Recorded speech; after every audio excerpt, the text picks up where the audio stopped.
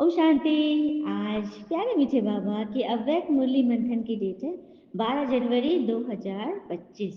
तो आज मीठे बाबा अपने बच्चों को जो टाइटल दिए हैं वो है मन को एकाग्र कर एकाग्रता की शक्ति द्वारा अपने फरिश्तेपन की स्थिति का अनुभव करो व कराओ। क्या बोला बाबा ने? आज बाबा मन की एकाग्रता सिखा रहे हैं और उस शक्ति से कैसे फरिश्ता बन जाते हैं। फरिश्ता अर्थात जिनका व्यर्थ फालतू बातों से व्यर्थ चिंतन से कोई नाता नहीं। तो बनना है ना वैसा। क्योंकि वही तो हमें गिराते हैं। हाँ, तो उससे ऊपर भगवान कर देंगे और सुंदर सी कहानी हमें सुनाएंगे। ठीक है, ये छठी सुंदर। तो आज सर्व खजानों के मालिक अपने चारों ओर के संपन्न बच्चों को देख रहे हैं। हर एक बच्चे को सर्व खजाने के मालिक बाबा ने तो बनाया है और ऐसा खजाना दिए हैं जो कोई दे नहीं सकता। तो हर एक अपने खजाने से संपन्न स्वयं को अनुभव करते हो? भगवान पूछे। सबसे श्रेष्ठ खजाना है ज्ञान का खजाना, जो रोज आपको मूल्य मिल रही ना, ज्ञान का खजाना, जिसमें छिपी है शक्तियों का खजाना, गुणों का खजाना, साथ ही साथ पिता और सब ब्राह्मण आत्माओं की दुआओं का खजाना। तो चेक करो, ये सब खजाने सभी को प्राप्त है। सब खजानों से जो संपन्न आत्मा है उनकी निशानी क्या होगी? बाबा ने बोला कि पहले चेक कीजिए क्या आपके पास सब खजाने हैं। फिर बाबा ने बोला जो संपन्न होंगे इन खजाने से उनकी निशानी क्या होगी? तो सदा उनके नैनों से, चेहरे से, चलन से खुशी प्रतीत होगी, जो औरों को भी अनुभव होगी।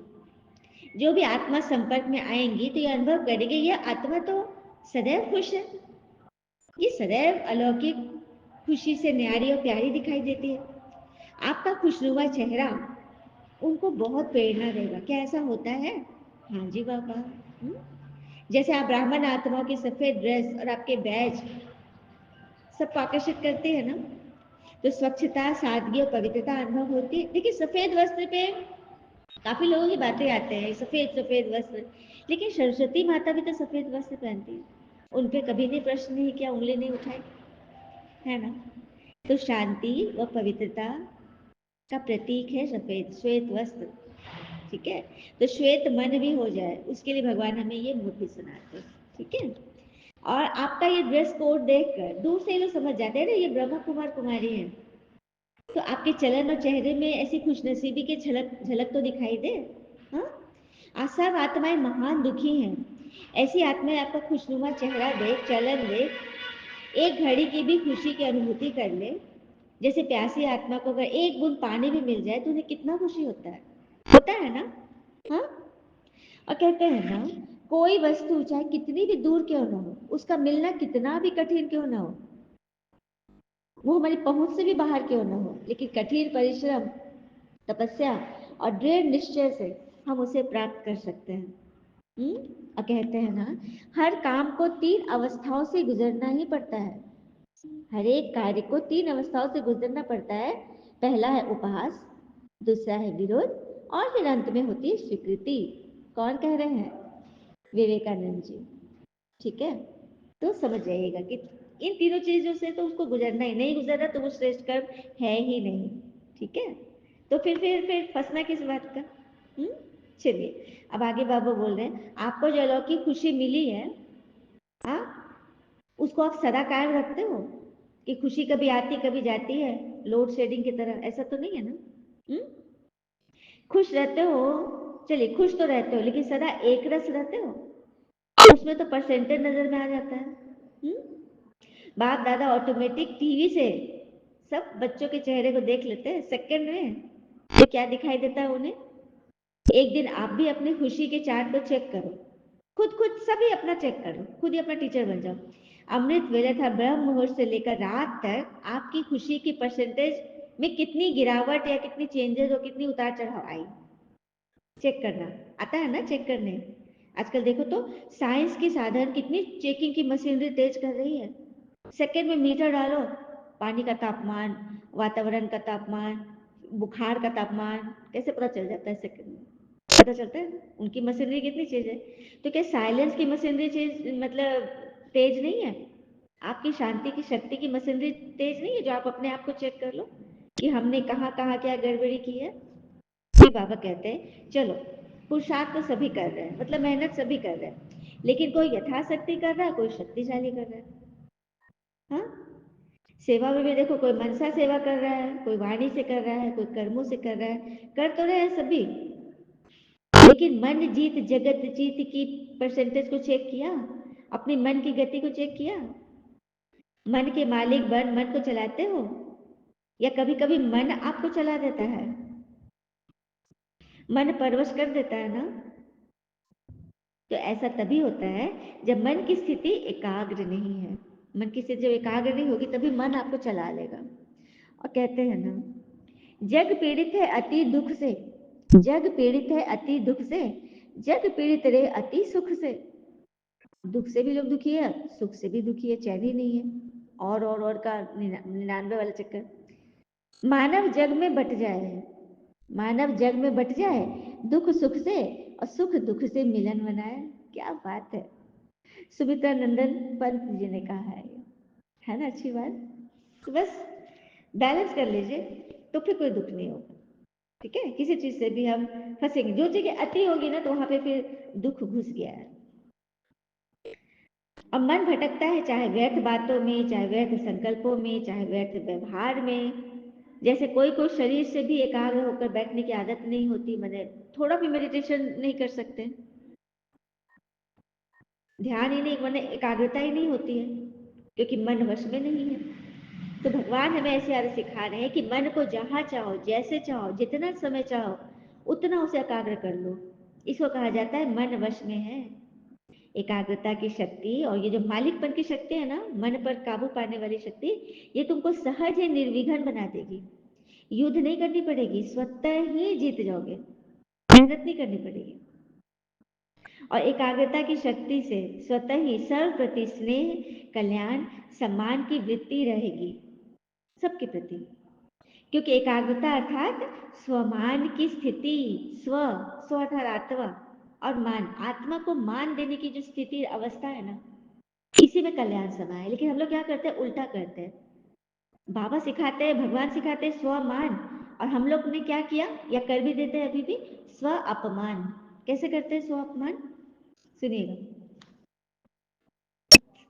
जैसे कि हम कहते हैं कि अरे हमसे तो काम होगा ही नहीं, ये तो बड़ा असंभव है, मेरे साथ सदा ही बुरा होता है, मैं एकदम कमजोर हूँ, लोग मुझे फुटबॉल बना के रखे।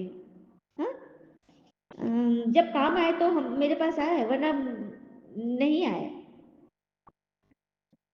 फल चाहिए तो पत्थर मारते हैं। अरे आपके पास फल है तभी तो लोग आपके पास आ रहे हैं, और आप फल दे रहे हो, वो पत्थर मार रहे हैं और आप फल दे रहे हो।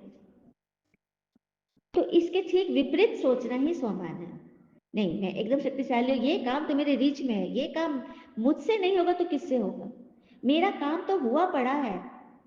चाहे बच्चे की बात हो, कोई परिवार में, समाज के, स्कूल कॉलेज, कहीं की भी बात हो, आप किसी को भी इतनी पॉजिटिविटी से भर दो ना कि उसके अंदर इतना अपने प्रति जो नीरस भावना आ गई ना, एकदम सरस हो जाए, एकदम वो शक्तिशाली हो जाए, और उसके जीवन में भी खुशी आ जाए। कितनी बड़ी, सबसे बड़ा दान है ना किसी दुखी आत्मा को खुशी दे देना, सुख दे देना। और कहते हैं ना, मनुष्य अपनी दुर्बलता से भली भांति परिचित रहता है, मनुष्य अपनी दुर्बलता को जानता है, भली भांति परिचित है, तो उसे अपनी बल का भी तो अवगत होना चाहिए कि मेरे अंदर बल भी है। उसी बल को याद कराने के लिए ईश्वर को आना पड़ा है नीचे, और वो स्वयं नहीं बताते, वो तो निराकार है, वो किसी मुख के द्वारा, किसी बच्चे के द्वारा भी हमें बता देंगे, कहीं ना कहीं से वो हमें टच कर देते हैं। है ना सभी को अनुभव कि कहीं ना कहीं से कोई ऐसी बात आपको पता चलती है जो आपने कभी सोचा ही नहीं था। अरे इसका ये सॉल्यूशन है, हमने तो सोचा भी नहीं, इस दिशा में तो हम गए ही नहीं। होता है ना ऐसा। हाँ, तो बस हर एक अच्छी बात में ना ईश्वर की टचिंग है, भगवान करते हैं। हाँ, तो मालिकपन का नशा हो, ठीक है, ऑर्डर से मन को चलाओ, अटेंशन दो, सोचना नहीं क्या हो गया, करना नहीं चाहिए लेकिन हो गया, तो ये तो मन के वशीभूत अवस्था हो गई ना। तो ऐसी अवस्था तो अच्छी नहीं लगती कि मन आपको चलाए। तो फॉलो ब्रह्मा पिता करो, संस्था के फाउंडर लेखराज दादा, जिनका नाम शिव परमात्मा ने ब्रह्मा रखा, क्योंकि उन्हीं के द्वारा तो वो स्वर्ग की स्थापना करे, उन्हीं के द्वारा तो शिव बाबा मुरली चला रहे। और अब दादा भी तो है नहीं, 1969 में उन्होंने भी शरीर छोड़ दिया। परमात्मा की वाणी चल रही है। अव्यक्त रूप से भगवान आते हैं। माउंट आबू मधुबन जो तीर्थों में महान तीर्थ है, ठीक है, तो फॉलो बाबा करो। मन की एकाग्रता की शक्ति सहज तुम्हें फरिश्ता बना देगी। फालतू व्यर्थ बातों से तुम्हारा कोई रिश्ता नहीं, तुम्हें एकदम वहां से एकदम क्या करेगी, एकदम हटा लेगी। मन की एकाग्रता कम होती है, बीच बीच में मतलब मन कहाँ ना कहाँ चक्कर लगाते रहता है, भटकते रहता है, जहां जाना नहीं चाहिए वहां भी चला जाता है। मालिक बन के स्टेज की सीट पर सेट रहोगे तो मन भी तुम्हारे काबू में रहेगा। जब अपसेट होते हो तो परेशान होते हो, मतलब अपनी शान से जब परे हो जाते हो तो परेशान हो जाते हो। तो क्यों सीट से हटते क्यों हो? हाँ? आज तो देखिए सीट की ही तो मारा मारी है ना। हाँ? अपनी श्रेष्ठ स्थिति के सीट पर सेट रहो, इसी को कहते हैं एकाग्रता की शक्ति। अच्छा, चलिए, भगवान से आपका प्यार है, ब्रह्मा पिता से भी आपका प्यार है, तो उन्होंने आपको इतना कुछ दिया, इतना ज्ञान खजाने, गुणों के खजाने, शक्ति खजाने से भरपूर किए, तो उसके बदले में कुछ रिस्पॉन्स तो चाहिए बाबा को, कुछ रिटर्न चाहिए कि नहीं चाहिए? तो प्यार का रिस्पॉन्स क्या होता है? प्यार का रिटर्न होता है समान बनना, उनके समान बनना। कम से कम सोचो तो सही कि हाँ हम हैं। सोच ही वो, संकल्प ही तो वो बीज है जिसमें दृढ़ता का जल डालते रहो कि हाँ मैं हूं। बस हो गया काम। अपने सोच पर काबू पा लो। आइए, एक बहुत सुंदर कथा है ना, प्रेरणादायक कथा सुनते हैं। एक शहर में एक आलीशान और शानदार घर था। वह शहर का सबसे खूबसूरत घर माना जाता था। लोग उसे देखते उसकी तारीफ किए बिना नहीं रह जाते। एक बार घर का मालिक किसी काम से कुछ दिनों के लिए बाहर चला गया था। कुछ दिनों बाद जब घर लौटा तो देखा कि उसका मकान तो धुआं धुआं करके जल रहा है। पता नहीं शॉर्ट सर्किट कुछ हो गया था। करीब जाने पर उसे घर से आग की लपटें दिखाई दी। उसका खूबसूरत घर जल रहा था। वहां तमाशबीनों की भीड़ जमा थी। उसको समझ में नहीं आता क्या करूं। अपने खूबसूरत घर को अपनी आंखों के सामने जलता हुआ देखकर व्यक्ति एकदम दर्द में डूब गया। उसे समझ नहीं आ रहा था कि अब क्या करे, कैसे अपने घर को जलने से बचाए। वो आगे बढ़ना चाहता, लोग उसको रोक ले रहे थे, आग लग रहा है, मत जाओ जान चल जाएगी। उसको समझ में, उसका उसका लगता है कि अब उसका सर फट जाएगा। तभी उसका बड़ा बेटा आया और बोला, पिताजी घबराइए मत, सब ठीक है। इसे पिताजी नाराज हो, तो कैसे ना घबराओ, इतना बड़ा मेरा खूबसूरत घर जल रहा है। बेटे ने उत्तर दिया, पिताजी माफ कीजिएगा, एक बात मैं आपको अब तक बता नहीं पाया, बाहर गए थे ना, कुछ दिनों पहले मुझे इस घर के लिए बहुत बढ़िया खरीदार मिला था। उसने मेरे साथ मकान की कीमत की 3 गुना रकम का प्रस्ताव रखा। सौदा इतना अच्छा था कि मैं इनकार नहीं कर पाया और मैंने आपको बिना बताए उनसे सौदा कर लिया। ये सुनकर पिता की जान में जैसे जान आ गई। उसने राहत की सांस लिया, आराम से खड़ा हो गया, जैसे सब कुछ ठीक है। आराम से घर को जलते हुए देख रहा था। तभी उसका दूसरा बेटा आया, बोला, पिताजी हमारा घर जल रहा है और आप बड़े आराम से खड़े हो, आप कुछ करते क्यों नहीं? उसने बोला, बेटा चिंता की बात नहीं है, तुम्हारे बड़े भाई ने ये घर बहुत अच्छे दाम पे, 3 गुना जास्ती दाम पे बेच दिया है। अभी हमारा घर है ही नहीं, इसलिए हमें कोई फर्क नहीं पड़ता। बेटे ने कहा, पिताजी भैया ने सौदा तो कर लिया, मुंह जुबानी की है, लेकिन अभी तक पेपर पे नहीं हुआ है, पैसे नहीं मिले हमें। इस जलते हुए घर को भला कौन पैसे देगा?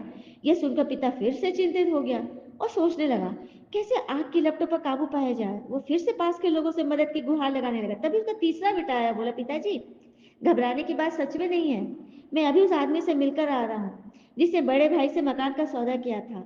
उन्होंने कहा कि मैं अपनी जुबान का पक्का हूँ, मैंने जब घर खरीद लिया है तो खरीद लिया है, मैं आपको फिर पैसे दे दूंगा। पिताजी फिर चिंता मुक्त हो गए और घर को जलते हुए देखने लगे। एक ही परिस्थिति, समझिएगा बात को, एक ही परिस्थिति में व्यक्ति का व्यवहार कितना भिन्न भिन्न हो गया, और वह व्यवहार उसकी सोच के कारण ही हुआ ना। हाँ, उदाहरण के लिए जलते हुए घर के मालिक को ही लीजिए। घर तो वही था जो जल रहा था, लेकिन उसके मालिक की सोच में कई बार परिवर्तन आया और उस सोच के साथ उसका व्यवहार भी बदलता गया। ऐसी स्थिति हमारे घरों में भी होती है।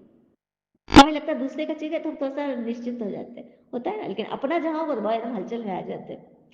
तो कैसे मैंने वही चीज मेरे मन को कितना परिवर्तित करी, कितना उसको गिरगिट की तरह हम रंग बदल रहे हैं। हाँ, तो असल में जब हम किसी चीज से जुड़ जाते हैं ना, तो उसके छिन जाने पर या दूर जाने पर हमें दुख होता है।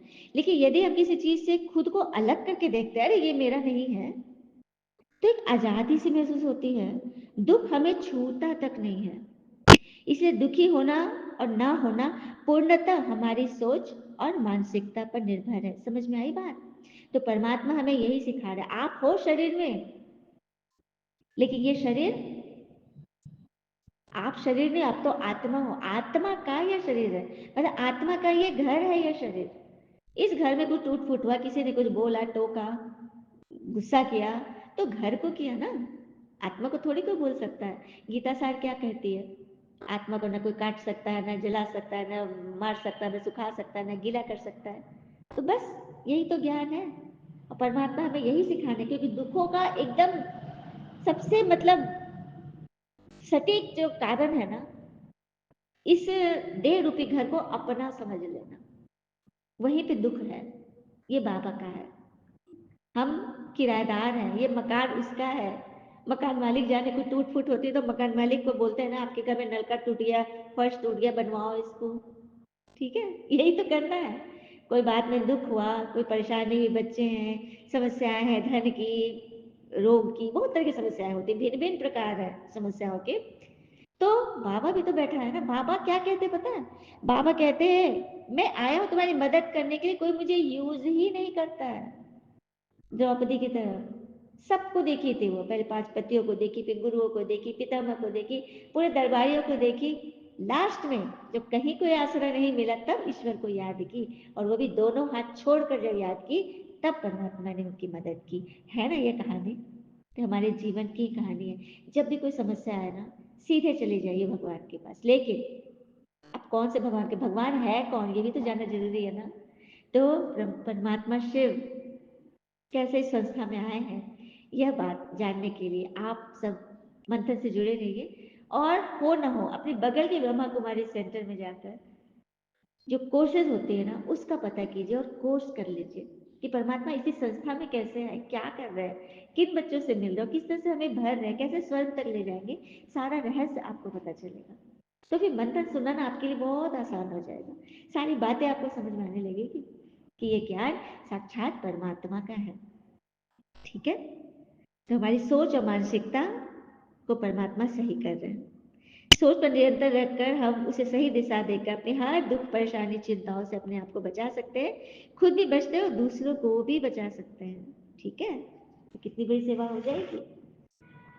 तो फिर बाबा, अच्छा सभी उड़ती कला वाले हो ना? उड़ती कला फास्ट कला है, चलती कला चढ़ती कला ये फास्ट कला नहीं है। उड़ती कला फास्ट है, जो उड़ने वाला तो फट से पहुंच जाएगा ना। उड़ती कला फास्ट भी है और फर्स्ट लाने वाले भी हैं। अच्छा, फिर बाबा ने माताओं से बोला, माताएं क्या करेंगे, अपने हम जिस को जगाएंगी ना। कम से कम माताएं लोग तो उल्हाना देने वाली ना रहे, क्योंकि लोग पूजा पाठ बहुत करती है। उनको भगवान से तो बहुत जल्दी मिलना चाहिए, पहले ही मिलना चाहिए, नहीं तो उल्हाना देगी, भगवान तुम कब आए, आपको तो पता ही नहीं चला। इसलिए सबको बताओ, माताएं तो रहनी ही नहीं चाहिए, सबको बता दो। फिर कुमार भाइयों को बोला बाबा ने, भाइयों को बोला, कुमारी बहनों को बोले, मतलब लड़कियों को बोले, कन्याओं को बोला, सब लोग जगाओ अपने हम जिन्स को, भगवान आ चुके हैं, है ना? क्या बात है। ऐसी पवित्रता हो जो स्वप्न में भी अपवित्रता हिम्मत न रखे आने का, ऐसा होना चाहिए, ऐसा आपका दृढ़ संकल्प होना चाहिए।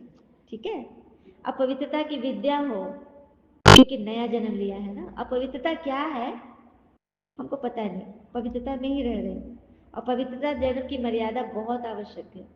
ठीक है, तो नारा लगाना है, पूरे विश्व का घेराव करना है, क्योंकि स्वर्ग आने वाला है। तो माताओं को, कुमारियों को, कुमारों को, अधर कुमार कुमार, अधर कुमारियों को, सभी को बाबा ने कह दिया है कि सब चल दे झंडा लेके। हाँ, अंत से मतलब सफाई होगी ना, तो क्यों ना अभी से ही विश्व की सफाई शुरू कर दे। तो उसके लिए पहले मन की सफाई, गीत भी गाते हो ना, पवित्र मन रखो, पवित्र तन रखो, पवित्रता समय का वरदान है, जो मन वचन कर्म से पवित्र है, पवित्रता ही धनवान है। ठीक है, अच्छा। फिर बाबा ने सभी को नमस्ते किया, हम बच्चों ने भी बाबा को दिल से बहुत बहुत याद प्यार और नमस्ते वरदान दिया। बाबा ने साकार बाबा को फॉलो कर नंबर 1 लेने वाले संपूर्ण फरिश्ता भवा, साकार पिता अर्थात ब्रह्मा पिता को फॉलो करने वाले नंबर वन होते हैं। तो जो नंबर वन आने का साधन है पवित्रता। हमसे फरिश्ता का मंत्र पक्का करो, व्यर्थ बातों से हमारा कोई रिश्ता नहीं। ठीक है। स्लोगन, मान के त्याग में सर्व के माननीय बनने का भाग्य समाया हुआ है। मान के त्याग में सर्व के माननीय बनने का भाग्य समाया हुआ है। जब हम मान नाम मान शान का त्याग करते हैं, सूक्ष्म में भी हमें नहीं चाहिए। देने वाला दाता जब हमारे साथ है तो फिर हम आत्माओं से क्या ले, है ही क्या किसी के पास। आज मान देगा कल अपमान कर देगा, तो फिर हम गिर जाएंगे। क्योंकि प्रशंसा में जब हम उछल जाएंगे ना, तो निंदा में फिर उबल भी जाएंगे। इसीलिए ना उछलना है ना उबलना है, सामान्य रहिए। अपनी शक्तिशाली मनसा द्वारा सकार देने की सेवा में मास्टर रहम दिल बन सभी आत्माओं के प्रति योग का दान दे। सबकी शुभभावना शुभकामनाएं दुआओं की झड़ी लगाते। अच्छा, ओम शांति। शुक्रिया मामा, शुक्रिया मामा के प्यारे प्यारे बच्चे। आप सबका जीवन सदैव सुख शांति समृद्धि सफलता से भरपूर रहे और भरपूर करे। ओम शांति। शुक्रिया बाबा, शुक्रिया।